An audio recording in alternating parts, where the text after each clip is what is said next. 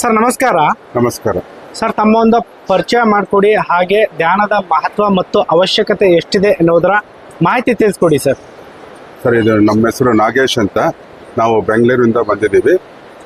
ಇದು ಸನಾತನ ಧ್ಯಾನ ಅಂತ ನಮ್ಮ ಧರ್ಮದಲ್ಲಿ ಇವಾಗ ಸನಾತನ ಧ್ಯಾನ ಅನ್ನೋದನ್ನ ಎಲ್ಲ ಮರ್ತೋಗಿದ್ದಾರೆ.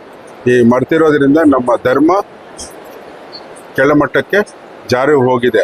ಈ ಜಾರಿ ಹೋಗಿರೋದ್ರಿಂದ ಇವಾಗ ಸನಾತನ ಧ್ಯಾನ ಅನ್ನೋದನ್ನ ಜನಗಳಲ್ಲಿ ಮೂಡಿಸ್ಬೇಕು. ಇವಾಗ ಈ ಮೂಡಿಸೋದ್ರಿಂದ ಈ ಪರಮಾತ್ಮ ನಾಮ, ಧ್ಯಾನ, ಜಪ ಈ ಮೂರನ್ನ ಜೀವನದಲ್ಲಿ ಅಳವಡಿಸ್ಕೊಬೇಕು. ಯಾವ ಥರ ಅಳವಡಿಸ್ಕೊಬೇಕು ಅಂದರೆ, ಫ್ರೀ ಟೈಮಲ್ಲಿ ಅವ್ರಿಗೆ ಯಾವ ಥರ ಫ್ರೀ ಸಿಕ್ಕುತ್ತೋ ಟೈಮಲ್ಲಿ, ದಿನನಿತ್ಯ ಚಟುವಟಿಕೆಗಳಲ್ಲಿ ಯಾವ ಟೈಮಲ್ಲಾದರೂ 20 ರಿಂದ 30 ನಿಮಿಷ ಧ್ಯಾನ ಮಾಡ್ಬೋದು.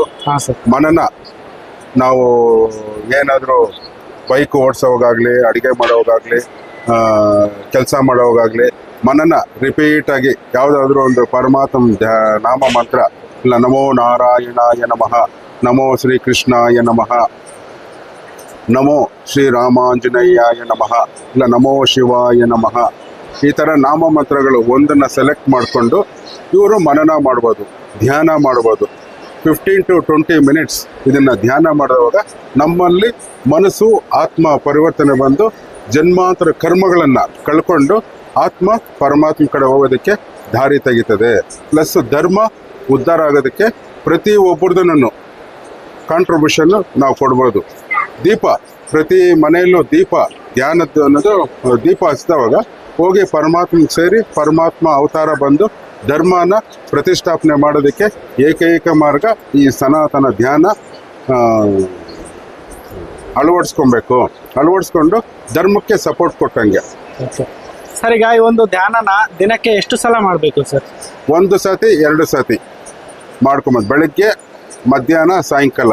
ಅವ್ರಿಗೆ ಫ್ರೀ ಸಿಕ್ಕಿದವಾಗ 1 ಸತಿ ಮಾಡ್ಬೋದು. ಕೆಲಸ ಕಾರ್ಯಗಳು ಜಾಸ್ತಿ ಇದ್ದವಾಗ 1 ಟೈಮ್ ಮಾಡ್ಕೊಂಡು ಹೋಗ್ಲಿ. ಫ್ರೀ ಟೈಮು ಯಾರಿಗೆ ಫ್ರೀ ಜಾಸ್ತಿ ಸಿಕ್ಕುತ್ತೋ ಅವರು 2 ಟೈಮ್ ಮಾಡ್ಕೊಂಡು ಹೋದವಾಗ ಅವ್ರಿಗೂ ಬೆನಿಫಿಟ್ ಆಗುತ್ತೆ, ನಮ್ಮ ಧರ್ಮಕ್ಕೂ ಒತ್ತು ಕೊಟ್ಟಂಗೆ ಆಗುತ್ತೆ. Okay sir. ಸರ್, ಇಲ್ಲಿ ಒಂದಷ್ಟು ಪುಸ್ತಕಗಳನ್ನ ನೋಡಿದೆ. ಹೌದು. ಇದು ಏನ್ ಕಾಸ್ಟ್ ಆಗುತ್ತೆ ಸರ್ ಇವೆಲ್ಲ?